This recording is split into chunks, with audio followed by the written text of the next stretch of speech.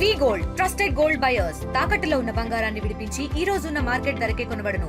మరిన్ని వివరాలకు సంప్రదించండి 7771077720. పవన్ కళ్యాణ్ సినిమాలోనే కాదు రాజకీయాల్లోనూ ఇప్పుడు పవర్ స్టార్.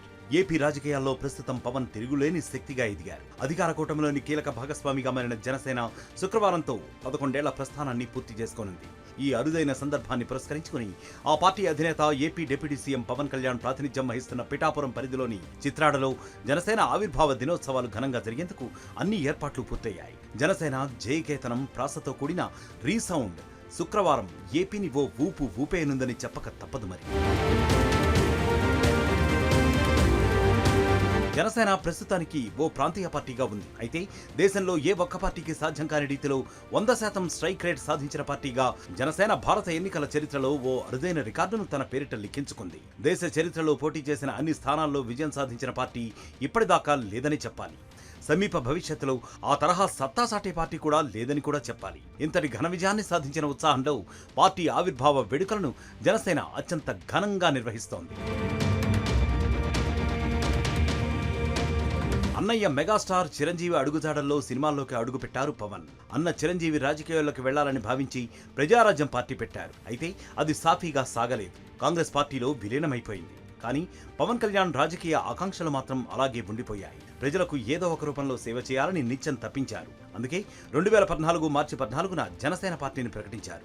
అయితే ఆ ఏడాది ఎన్నికల్లో ఆయన పోటీ చేయకుండా టీడీపీ బీజేపీ కూటమికి మద్దతుగా నిలిచారు.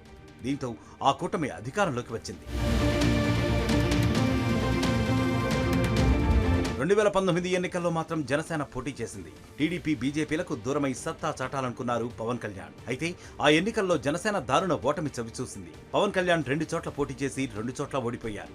పార్టీ తరపున ఒక్కరు మాత్రమే ఎమ్మెల్యేగా గెలిచారు. ఆయన కూడా వైసీపీలో చేరిపోయారు. దీంతో పవన్ కళ్యాణ్ రాజకీయ భవిష్యత్తు అంధకారంలోకి వెళ్ళింది. ఆయనపై అనేక విమర్శలు వచ్చాయి. వైసీపీ ఆయన్ను దారుణంగా ట్రోల్ చేసింది. అయినా పవన్ కళ్యాణ్ వెన్ను చూపు చూడలేదు. పార్టీని ముందుకు నడిపించారు. అలాగే వైసీపీని ఓడించేందుకు ఈసారి ఎవరితో అయినా కలిసి పోటీ చేయాలనుకున్నారు. 2024 ఎన్నికల నాటికి పవన్ కళ్యాణ్ బలమైన శక్తిగా ఎదిగారు. టీడీపీ బీజేపీలను ఏకతాటిపైకి తీసుకురాగలిగారు. అంతేకాదు ఎన్నికల్లో 100% స్ట్రైక్ రేట్ సాధించారు. 21 ఎమ్మెల్యే స్థానాలు, 2 ఎంపీ స్థానాల్లో పోటీ చేసి అన్నింటినీ కైవసం చేసుకున్నారు.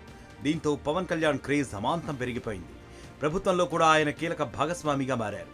డిప్యూటీ సీఎంగా కీలక బాధ్యతలు చేపట్టారు. 0 నుంచి మొదలైన రాజకీయ ప్రస్థానాన్ని 10 ఏళ్లలో ఓ స్థాయికి తీసుకెళ్లారు పవన్.